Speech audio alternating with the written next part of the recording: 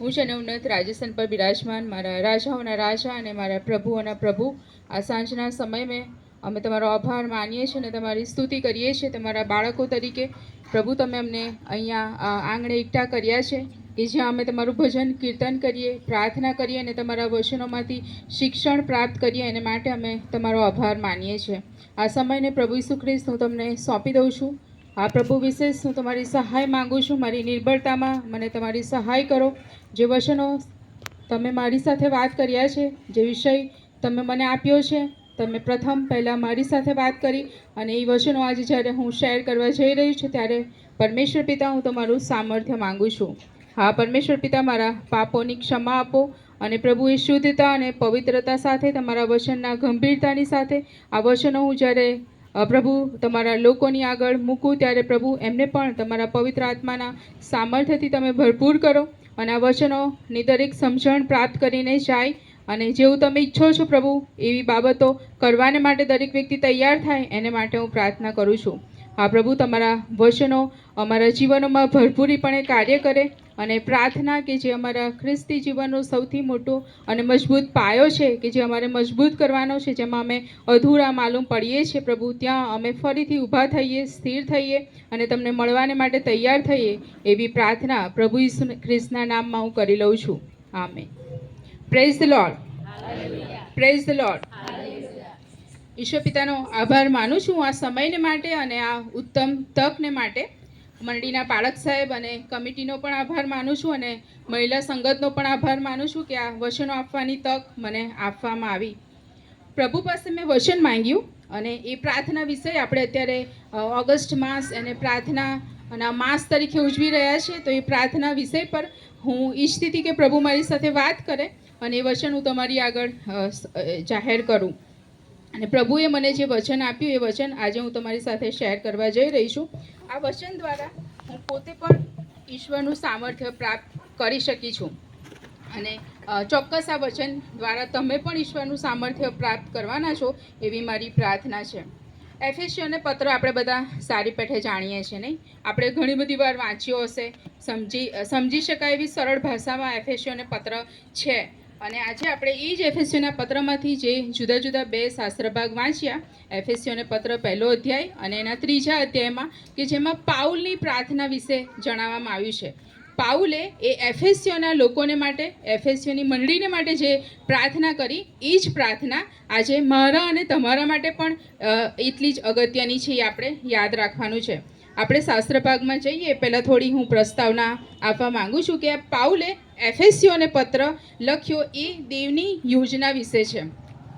સ્વર્ગમાં અને પૃથ્વી પરની બધી વસ્તુઓને ખ્રિસ્તમાં એટલે ખ્રિસ્ત આપણું એ શિર છે ક્રાઇસ્ટ એઝ એ હેડ એ એમાં એકત્રિત કરવા અને તે દેવના લોકોને ઈસુ ખ્રિસ્તના એકત્વ દ્વારા માનવ જાતિની એકતા માટેની આ મહાન યોજનાનો અર્થ જીવવા માટે અપીલ દર્શાવતો આ પત્ર છે જો આપણે આખા એફેસીઓના પત્રનો અભ્યાસ કરીએ તો એફેસીઓના પત્રના પ્રથમ ભાગમાં પાઉલ પ્રેરિત એકતા વિશે જણાવે છે કે જેમાં ઈશ્વર પિતાએ પોતાના લોકોને કેવી રીતે પસંદ કર્યા અને તેઓને ઈસુ ખ્રિસ્તના પુત્ર દ્વારા તેમના પાપોમાંથી કેવી રીતે મુક્ત કરવામાં આવ્યા કેવી રીતે એમને માફી આપવામાં આવી અને કેવી રીતે એમનું મહાન અને પવિત્ર આત્મા દ્વારા એ પવિત્ર આત્મા આપીને જાણે કે ગેરંટી આપવામાં આવી છે એની વાત અહીંયા જણાવવામાં આવી છે અને જો બીજા ભાગમાં જઈએ તો ત્યાં પાઉલ પ્રેરિત એ મંડળીને એવી રીતે જીવન જીવવાની અપીલ કરે છે કે ખ્રિસ્તમાં તેમનું એકત્વ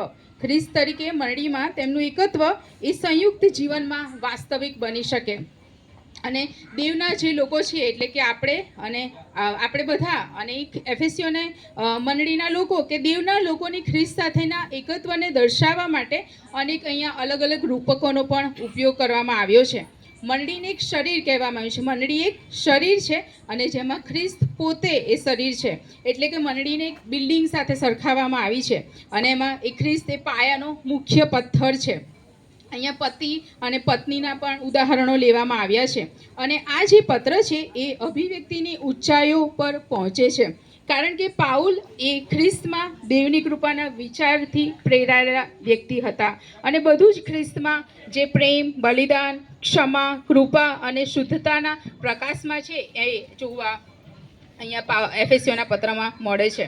હવે આપણે જે એફએસીઓને પત્ર એનો પહેલો અધ્યાય અને જે 15 થી 19 કલમો વાંચી તો અહીંયા એ પાઉલની પ્રાર્થના છે. પાઉલે જ્યારે આ પત્ર લખ્યો હજારો વર્ષ પહેલાં એફએસીઓને લખેલો આ પત્ર છે અને આજે પણ આ પત્ર આપણા માટે એટલો જ જીવન છે, એટલી જ જે બધી બાબતોનું વર્ણન કરવામાં આવ્યું છે એટલી જ જીવન છે. અને અહીંયા જે પ્રાર્થના છે એફએસીઓ માટે નથી, જે આપણે વાંચ્યું એ એફએસીઓ માટે નથી પણ કે છે આપણા માટે પણ છે. કોઈ ફરીથી વાંચશે એફએસીઓને પત્ર પહેલો અધ્યાય 15 થી 19? એ માટે હું પણ પ્રભુ ઈસુ પર તમારા વિશ્વાસ તથા સઘળા પવિત્રો પર તમારા પ્રેમ વિશે સાંભળીને તમારી પાસે આભાર માનવાનું ચૂકતો નથી. મારી પ્રાર્થનાઓમાં તમારું સ્મરણ કરીને માંગુ છું કે આપણા પ્રભુ ઈસુ ખ્રિસ્તનો દેવ મહિમાવાન પિતા પોતાની વિશેના જ્ઞાનને સારું, બુદ્ધિનો તથા પ્રકટીકરણનો આત્મા તમને આપે અને તમારા જ્ઞાન ચક્ષુ પ્રકાશિત થાય કે જેથી તેના નોતરાની આશા સી છે તે પવિત્રોમાં તેના વારસાના મહિમાની સંપત્તિ સી છે અને તેની મહાન શક્તિના સામર્થ્ય પ્રમાણે આપણો વિશ્વાસ કરનારાઓમાં તેની શક્તિનું મહત્વ શું છે તે તમે જાણો. અહીંયા આપણે થોડો વિચાર કરીએ કે કદાચ પાઉલ પ્રેરિત આજે આપણી સાથે જીવતા હોત તો તેમણે આપણા વિશ્વાસ અને આપણા સઘળા પવિત્રો પર આપણા પ્રેમ વિશે શું સાંભળ્યું હોત. પાઉલ આપણી સાથે જીવતા હોત તો આપણા જીવનો દ્વારા અથવા આપણા વિશ્વાસ દ્વારા, આપણા પ્રેમ દ્વારા એમણે શું સાંભળ્યું હોત, અથવા આપણો જે વિશ્વાસ છે અને આપણો જે પ્રેમ છે ઈશ્વરને માટે એના માટે એમણે શું આભાર માની શકે એવું કંઈ એમને લાગ્યું હોત, ઉપકાર માની શકે એવું કંઈ એમને લાગ્યું હોત? એ પ્રશ્ન આપણને થાય છે. આપણે બધા આપણી જાતોને પૂછી શકીએ છીએ કે શું મારા જીવન દ્વારા અથવા તો શું મંડળી તરીકે, શું લોકો તરીકે મારું એવું જીવન, એવું અદ્ભુત જીવન છે અથવા તો ઈશ્વરથી ભરપૂર જીવન છે કે જેનાથી પાઉલ પ્રેરિત આભાર માની શક્યા હોત, દેવને મહિમા આપી શક્યા હોત. એફએસીઓને લખેલો આ પત્ર અને આજે આપણા માટે પણ એટલો જ અગત્યનો છે. આ પ્રાર્થનામાં પાઉલ પ્રેરિત શું માંગી રહ્યા છે આપણે જે વાંચ્યું 15 થી 19મી કલમમાં, અને તે માંગી રહ્યા છે એ પ્રમાણે તમે વચનો જોજો. તે માંગી રહ્યા છે કે આપણે અને એફએસીઓને બુદ્ધિ તથા પ્રકટીકરણનો આત્મા પામીએ.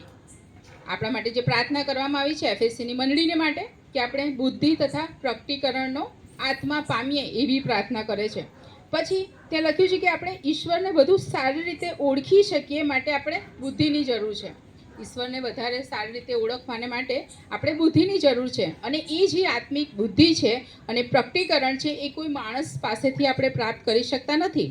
અને એ હંમેશા એ બુદ્ધિ અને પ્રકટીકરણનો આત્મા, એ સમજણ શક્તિનો આત્મા એ ઈશ્વર પાસેથી આવે છે. અને માટે એ પાઉલ પ્રેરિત આ પણ પ્રાર્થના કરી રહ્યા છે કે આપણે બુદ્ધિ પ્રાપ્ત કરીએ ઈશ્વરના નામમાં, ઈશ્વર તરફથી. પ્રાર્થનામાં આગળ વધતા પાઉલ પ્રેરિત અહીંયા માંગે છે કે આ બુદ્ધિ વડે આપણે અને એફએસીઓ ત્રણ બાબતો વિશે આપણે જાણી શકીએ. તો પહેલી બાબત એ 18મી કલમમાં છે કે ઈશ્વરના નોતરાની આશા વિશે. ત્યાં ઈશ્વરના નોતરાની આશા વિશે લખવામાં આવ્યું છે. પછી બીજી બાબત 18મી કલમમાં છે કે તેમના વારસાના મહિમાની સંપત્તિ વિશે, તેમના વારસાના મહિમાની સંપત્તિ વિશે. અને ત્રીજી બાબત 19મી કલમમાં છે કે તેમની મહાન શક્તિના સામર્થ્ય વિશે. આ ત્રણ બાબતો વિશે અહીંયા જણાવવામાં આવ્યું છે. કઈ આશા માટે આપણને નોતર્યા છે, જે નોતરવાની વાત લખી છે, કઈ આશા માટે આપણને નોતર્યા છે. તો આ અધ્યાયમાં પાઉલે જે વાતો આપણને પહેલેથી કહી દીધી છે એ જ વસ્તુઓની આશા માટે આપણે પાપમાંથી છુટકારો પામવાની આશા રાખીએ છીએ. નહીં, આપણે બધા પાપી છીએ. એ કાલ્વરીના વધસ્તંભ પર પ્રભુ ઈસુ ખ્રિસ્તે મારા અને તમારા પાપોને માટે બલિદાન આપ્યું. આપણે બધા જ પાપી છે ને એમના નામમાં, તારણમાં આપણને પાપોની માફી મળે છે અને અનંત જીવનની આશા પ્રાપ્ત થાય છે. અને આપણે ઈશ્વરના છોકરા બનવાની આશા રાખીએ છીએ. આપણે ઈશ્વરના છોકરા બનવાની આશા રાખીએ છીએ અને પવિત્ર બનીને ખ્રિસ્તમાં રહેવાની આશા આપણે રાખી રહ્યા છીએ. અને આપણને આ સર્વ બાબતોને માટે નોતરવામાં આવ્યા છે. એ નોતરવાનું કારણ છે આ સર્વ બાબતોને માટે આપણને નોતરવામાં આવ્યા છે અને એ બાબતોની આપણે આશા રાખીએ છીએ. એ બાબતોની આપણે આશા રાખીએ છીએ. આપણને જે મહિમાવાન વારસાનું ઈશ્વરે વચન આપ્યું છે એ કયો વારસો? તો આ વારસાનું 92 એટલે કલમ 14મી તમે જુઓ. કોઈ વાંચે કલમ 14? એ આત્મા દેવના પોતાના દ્રવ્ય રૂપી લોકો લોકોના ઉદ્ધારના સંબંધમાં તેના મહિમાને અર્થે આપણા વારસાનું બહાનું છે. આ વારસાનું બહાનું એટલે તે આપણને એ બહાનું તો આપણને ક્યારનું મળી ગયું છે, અને બાકીનો વારસો એ તો સ્વર્ગમાં આપણી વાટ જુએ છે. ઈશ્વરે એ વધસ્તંભ પર આપણા પાપોને માટે મરી ગયા અને આપણને તારણ પ્રાપ્ત થયું, આપણને અનંત જીવનની આશા પ્રાપ્ત થઈ, અને હવે આપણે સ્વર્ગના રાજ્યની વાટ જોઈએ છે. અને આપણા સ્વર્ગીય વારસાનો સૌથી અદ્ભુત જે ભાગ છે એ તો ઈશ્વર અને ખ્રિસ્ત સાથેનો આપણો કાયમનો વારસો છે, આપણો કાયમનો વાસો એટલે કે આપણું રહેઠાણ હશે. અને એ ઉપરાંત આપણે ખ્રિસ્ત જેવા થઈશું જ્યારે આપણે સ્વર્ગમાં જઈશું, એ અંતકાળના દિવસોમાં ત્યારે આપણે ખ્રિસ્ત જેવા થઈશું અને ખ્રિસ્ત સાથે આપણે રાજ્ય પણ કરવાના છે. ઈશ્વરનું વચન કહે છે કે આપણે જ્યારે ખ્રિસ્ત સાથે જઈશું ત્યારે આપણે ખ્રિસ્ત સાથે રાજ્ય પણ કરીશું. આપણા ખ્રિસ્તી જીવનની શરૂઆતમાં આપણને નોંધવામાં આવ્યા હતા. ખ્રિસ્તી જીવનને અને આપણને જે મહિમાવાન વારસો મળ્યો છે એની શરૂઆત અને અંતની વચ્ચેના ગાળામાં આપણે ઈશ્વરની મહાન શક્તિના સામર્થ્ય પ્રમાણે આપણા વિશ્વાસ કરનારાઓમાં તેમની શક્તિ વડે આપણને ટકાવી રાખવામાં આવે છે. એ નોતરવાનું બહાનું મળી ગયું પછી હવે સામર્થ્યની જરૂર છે કે જેમાં આપણે ટકી રહીએ ત્યારે આપણે અનંતકાળના જીવન તરફ જઈ શકીશું. અને ઈશ્વરની શક્તિ એ તો અપાર શક્તિ છે, આપણે બધા જાણીએ છીએ, અને એ શક્તિ આપણા આખા ખ્રિસ્તી જીવનમાં આપણને મળતી રહે છે જ્યારે આપણે ઈશ્વર પાસે સહાય માંગીએ છીએ ત્યારે. એ આ પહેલા અધ્યાયની 15 થી 19 કલમમાં આપણને જણાવવામાં આવ્યું છે. બીજો શાસ્ત્ર ભાગ એનો એફેસીઓને પત્ર 3 અધ્યાય અને 14 થી 19 કલમ અને 20-21 પણ કલમ આપણે જોઈશું. અહીંયા પણ એફેસીઓને માટે પાઉલની પ્રાર્થના છે, અને ઇંગ્લિશ બાઇબલમાં એનું બહુ સરસ હેડિંગ આપ્યું છે કે લવ ઓફ ક્રાઇસ્ટ, ઈશ્વરના પ્રેમ વિશેની વાત કરવામાં આવી છે. આકાશમાં અને પૃથ્વી પરના આખાય કુટુંબ વિશ્વાસીઓના મંડળી રૂપે આખાય કુટુંબનું નામ એ ઈશ્વર બાપ તરફથી ઉતરી આવ્યું છે. મંડળી એ તો ઈશ્વરનું કુટુંબ છે અને તેથી એને ઈશ્વરનું નામ આપવામાં આવ્યું છે. મંડળી એ ઈશ્વરનું કુટુંબ હોવાથી પાઉલ એ કુટુંબના બાપ આગળ તમારા માટે અને મારા માટે અને એફેસીઓની મંડળીને માટે પ્રાર્થના કરે છે. અને તે પ્રાર્થના કરતાં કહે છે કે ઈશ્વર પોતાના આત્મા વડે એફેસીઓને આંતરિક મનુષ્યમાં બળવાન કરે અને વિશ્વાસથી તેઓના હૃદયોમાં ખ્રિસ્ત વસે. એ એફેસીઓના માટે હતી અને એ પ્રાર્થના આજે આપણા માટે પણ એટલી જ અગત્યની છે. અને આ જે પ્રાર્થના છે એ એફેસીઓ માટે નહીં પણ આપણા દરેક વ્યક્તિ માટે, વ્યક્તિગત લોકોને માટે, મંડળીને માટે એ બહુ જ અગત્યની છે, આપણે યાદ રાખીએ. પાઉલ અહીંયા જે બળ માટે પ્રાર્થના કરે છે એ બળ એ તો આત્મિક બળની વાત છે. અને આ જે બળ છે આત્મિક બળ એ હંમેશા એ અંદરનું અને તે વ્યક્તિના હૃદયમાં હોય છે, એ વ્યક્તિના આંતરિક મનુષ્યત્વમાં રહેલું હોય છે. અને એ આત્મિક બળ એ ઈશ્વરના આત્માથી આવે છે. આપણે આપણી પોતાની શક્તિથી એમ ના કહી શકીએ કે આ બળ મારું છે, મારું પોતાનું છે, મારી પોતાની કાબિલિયત કે શક્તિના આધારે છે. એ ઈશ્વરના આત્માથી આપણે પ્રાપ્ત કરી શકીએ છીએ. અને પાઉલ એફેસીઓને 1 અધ્યાય અને 19મી કલમમાં જે મહાન શક્તિ વિશે કહે છે આપણે વાંચીએ પ્રમાણે એ આ શક્તિ છે અને પાઉલને સતત તેનો અનુભવ થાય છે. આપણે બધા જાણીએ છીએ ફિલિપીઓને પત્ર 4 અધ્યાય ને 13મી કલમમાં પણ જેમ જણાવે છે મને સામર્થ્ય આપે છે એની સહાયથી હું બધું કરી શકું છું. એ બાબત એ સામર્થ્યની વાત અહીંયા પાઉલ જણાવે છે. એફેસીઓ માટેની પાઉલની જે પ્રાર્થના છે એ પ્રાર્થનામાં આગળ વધતા જણાવે છે કે ખ્રિસ્ત આપણા હૃદયમાં વસે છે ત્યારે આપણે વધુને વધુ તેમના જેવા થતા જઈએ છીએ. અને ખ્રિસ્તનો આત્મા આપણામાં હોવાથી આપણા હૃદયો એ તેમના પ્રેમથી ભરપૂર થાય છે. કોઈ વાંચે રોમનોને પત્ર 5મો અધ્યાય અને 5મી કલમ? રોમન 5 અને 5.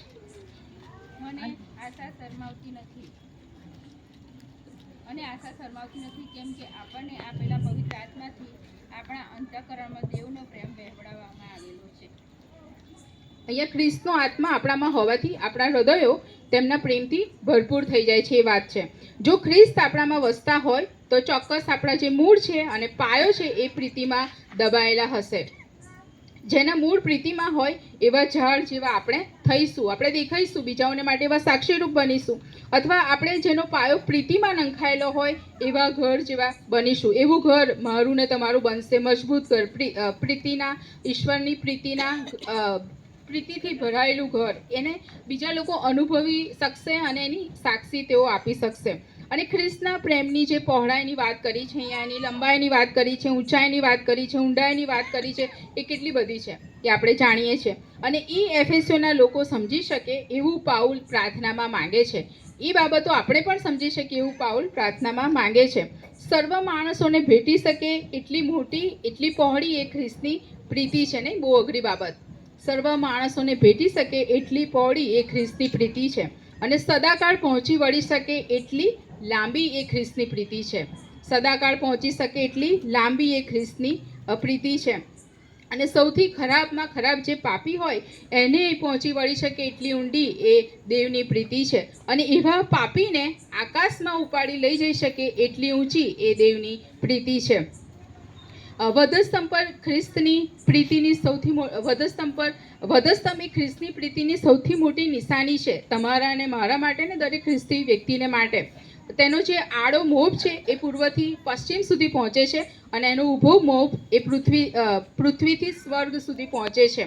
અને ખ્રિસ્તનો જે પ્રેમ છે એ દરેકને દરેક સ્થળે પહોંચી વળી શકે એટલો વ્યાપક પ્રેમ છે. એમના પ્રેમ અપાર છે, અને એમની પ્રેમની કોઈ પ્રેમ ખૂટી ના શકે એટલો મહાન પ્રેમ છે, દેવનો પ્રેમ. અને પાઉલ અહીંયા પ્રાર્થના કરે છે કે એફેસીઓને એ ખ્રિસ્તનો પ્રેમ કેટલો મોટો છે એ એફેસીઓના લોકો સમજી શકે, અને એટલું જ નહીં પણ એ દેવના પ્રેમને ઓળખી શકે, જાણી શકે, અને એટલા જીવનમાં તેઓ એ પ્રેમનો અનુભવ પણ કરી શકે એવી પ્રાર્થના કરે છે. અને ખ્રિસ્તનો જે પ્રેમ છે એ માણસની સમજશક્તિની બહાર છે, આપણે એને ના સમજી શકીએ, અને તો પણ આપણ દરેકને એ પ્રેમનો આપણા હૃદયમાં આપણે અનુભવ કરી શકીએ છીએ, આપણે એને અનુભવી શકીએ છીએ. અને ખ્રિસ્તી હોવાને લીધે અને ઈશ્વરના બાળકો હોવાને લીધે આપણે પ્રેમથી એકબીજાને પ્રેમ કરી શકીએ છીએ, અને અનુભવ કરીને ઈશ્વરની જે સર્વ સંપૂર્ણતા છે એ પ્રમાણે આપણે સંપૂર્ણ પણ થઈ શકીએ છીએ. ઈશ્વરની જે સર્વ સંપૂર્ણતાની અહીંયા વાત કરી છે, ઈશ્વરની એ સર્વ સંપૂર્ણતા પ્રમાણે સંપૂર્ણ થવું એટલે શું, એવો પ્રશ્ન થાય. ઈશ્વરની સંપૂર્ણતામાં સ્વર્ગીય સ્થાનોમાંના સર્વ આત્મિક આશીર્વાદો આવી જાય છે. એફેસીઓને પત્ર 1 અધ્યાય અને એની 3જી કલમ લખી છે, ત્યાં આગળ લખવામાં આવ્યું છે કે ઈશ્વરની સંપૂર્ણતામાં સ્વર્ગીય સ્થાનોમાંના સર્વ આત્મિક આશીર્વાદો આવી જાય છે. અને જો તમે એફેસીઓને પત્ર 1 અધ્યાય અને 18મી કલમમાં આપણે જોયું, તેમાં વારસાની મહિમાની સર્વ સંપત્તિ આવી જાય છે. અને એનો 1 અધ્યાય અને 19મી કલમમાં કે તેમાં તેમની મહાન શક્તિનું સામર્થ્ય પણ આવી જાય છે. અને જો 1 અધ્યાયને 8મી કલમમાં છે કે તેમાં તેમની અખૂટ સંપત્તિ રહેલી છે, એ પણ આવી જાય છે એમાં. અને અહીંયા પવિત્ર આત્માથી આપણા અંતઃકરણમાં વહેતું મૂકેલો તેમનો જે મહાન પ્રેમ છે, આપણે રોમી 5:5 વાંચ્યું, એ પણ આવી જાય છે. એ ઈશ્વરની સર્વ સંપૂર્ણતા કહી શકાય. અને જો ખ્રિસ્ત આપણા હૃદયોમાં વસતા હોય તો આ સર્વ ઈશ્વરની સર્વ સંપૂર્ણતા એ આપણી થશે. એ સર્વ સંપૂર્ણતા મારી અને તમારી થશે. આપણી મંડળીઓને માટે અને બીજાઓને માટે આપણે પ્રાર્થના કરતા રહીએ કે આપણે ઈશ્વરની જે સર્વ સંપૂર્ણતાથી ભરપૂર થઈ શકીએ, અને આપણે પોતાની પ્રાર્થનાઓ, આપણી જે પ્રાર્થનાઓ છે એ કેવી હોય છે, મારા માટે, મારા કુટુંબને માટે, મારા સગાઓને માટે. કદાચ એનાથી વિસ્તૃત કે વધારે મોટી પ્રાર્થનાઓ આપણે કરવામાં નબળા માલુમ પડીએ છીએ. કરતા હોય તો સારી વાત છે, પણ આપણે એવું કરીએ છીએ. પણ અહીંયા પાઉલ આપણને આપણી પ્રાર્થનાઓને વધારે વિસ્તારવાનું જણાવે છે કે આપણી પ્રાર્થનાઓ નાની મારા કુટુંબ માટે, મારા સગાઓ માટે નહીં, પણ મારી મંડળીને માટે, મારા ગામને માટે, મારા લોકોને માટે પણ હોવી જોઈએ. અને એવી રીતે આપણે પાઉલની જેમ જે કલ્પી ના શકાય એટલી મોટી વસ્તુ જે ઈશ્વરની સંપૂર્ણતા છે એના માટે આપણે પ્રાર્થના કરીએ. આપણે તો સ્વર્ગમાં જવાના છે એવું આપણે જાણીએ છીએ નહીં, આપણે આપણા પાપોની માફી માંગી હશે, તારણ પામ્યા હોઈશું, પણ બીજાનું શું? જે કદાચ મારી કોઈ ફ્રેન્ડ હોય, અથવા તો મારા પડોશી હોય, કે બીજા લોકો હોય, કદાચ એ દેવળમાં નથી આવતા, બાઇબલ નથી વાંચતા, તો એમનું શું? તો આપણી એ ફરજ છે કે આપણે એમના માટે પ્રાર્થના કરીએ, અને આપણી પ્રાર્થનાઓ એ કાર્ય કરશે. પાઉલે એફેસીઓને માટે અને આપણા માટે કેવી અદ્ભુત પ્રાર્થના કરી. આ બે શાસ્ત્ર ભાગોમાંથી પાઉલે જે પ્રાર્થના કરી આપણે જોઈ, એ એમની અદ્ભુત પ્રાર્થના હતી મંડળીને માટે, એફેસીઓના લોકોને માટે ને આપણા માટે. તો આજે આપણે એ વિચારવાનું છે કે આપણી પ્રાર્થનાઓ ક્યાં છે, આપણે કેવી પ્રાર્થનાઓ કરવી જોઈએ. પાઉલે પ્રાર્થનામાં શક્તિ, પ્રેમ, જ્ઞાન અને ઈશ્વરની સર્વ સંપૂર્ણતા માંગી લીધી. આપણે કેવી પ્રાર્થનાઓ કરીએ છીએ? આપણે આવી પ્રાર્થનાઓ કરીએ છીએ? પ્રશ્ન એવું થાય કે ઈશ્વરની આવી પ્રાર્થનાઓ શું ઉત્તર આપી શકે, અથવા તો ઈશ્વર પાસે એનો ઉત્તર આપવાનું સામર્થ્ય છે? તો કલમ 20 કોઈ વાંચો. ત્રીજો અધ્યાય અને 20મી કલમ.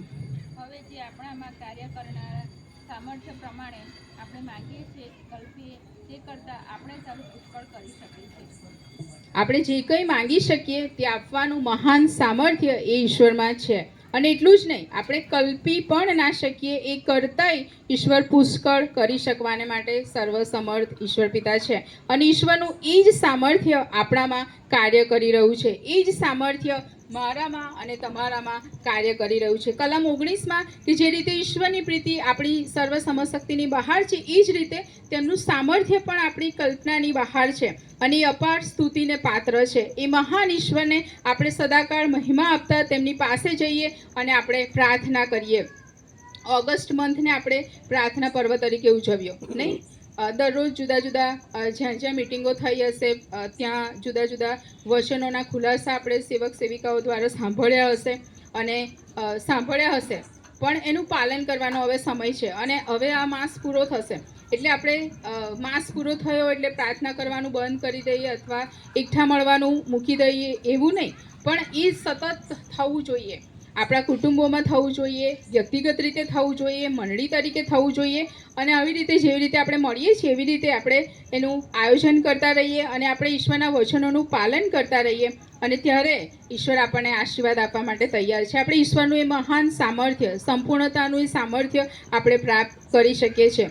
પાઉલ પ્રેરિતે એફેસીઓને માટે કેટલી મહાન પ્રાર્થના કરી, એ મહાન પ્રાર્થના આપણી પણ હોવી જોઈએ. અને આજે આપણે એ વિચારવાની જરૂર છે કે આપણે આવી પ્રાર્થનાઓ કોઈના માટે કરી છે, હજુ સુધી કરી છે? જો નથી કરી તો આપણે બીજાઓને માટે પ્રાર્થના કરીએ, મંડળીને માટે પ્રાર્થના કરીએ. કદાચ એવું બની શકે કે મંડળી માટે હું શું સેવા કરી શકું, નહીં, મારી પાસે સમય નથી કારણ કે મને નોકરીમાંથી ટાઈમ મળતો નથી, અથવા તો હું ઘરના કામોમાં બહુ ફસાયેલી રહું છું અને એટલા માટે હું પ્રભુને ટાઈમ ના આપી શકું. પણ વહાલાઓ, આજે હું તમને એ કહેવા માગું છું કે આપણે પ્રાર્થના તો કરી શકીએ છીએ. એ પણ ઈશ્વરની એક સેવા જ છે. આપણે ઘરે બેઠા એકલા હોઈએ ત્યારે કુટુંબ તરીકે આપણે પ્રાર્થના તો કરી શકીએ છીએ. અને એ પણ ઈશ્વરની એક મહાન સેવા છે. અને એ અધિકાર ઈશ્વરે સર્વ લોકોને આપ્યો છે, મને ને આપણને બધાને આપ્યો છે. અને માટે આપણે પ્રાર્થના કરવી જોઈએ. અને આપણે જ્યારે પ્રાર્થના કરીએ છીએ ત્યારે ઈશ્વર આપણી પ્રાર્થનાઓને સાંભળે છે. પણ પ્રાર્થનાઓ સાંભળે છે એટલે તરત જ સંભળાઈ જશે એવું પણ માની લેવાની જરૂર નથી. આપણે ઈશ્વરના વચનો પ્રમાણે ચાલીએ છીએ, ઈશ્વરના ધારાધોરણો પ્રમાણે ચાલીએ છીએ અને આપણે યોગ્ય આચરણ કરીએ છીએ તો આપણી પ્રાર્થનાઓ 100% સાંભળવામાં આવશે. અને પ્રભુની ઈચ્છામાં પ્રભુ સર્વ કરવા માટે તત્પર છે. પ્રભુ તો રાહ જોઈ રહ્યા છે. પ્રભુ આપણને કહી રહ્યા છે કે આપણે પ્રાર્થના કરીએ અને પ્રભુ આપણને આપણી પ્રાર્થના સાંભળે, પ્રભુ કાર્ય કરે. આપણી પ્રાર્થનાઓ દ્વારા બીજા લોકોના જીવનમાં પ્રભુ એ કહી રહ્યા છે અને માટે પ્રભુ એ પ્રાર્થનાઓ સાંભળીને દરેક લોકોના જીવનોમાં કાર્ય કરે. છેલ્લે આપણે બીજો રાજા એનો 20મો અધ્યાય અને 5મી કલમ કોઈ વાંચશે?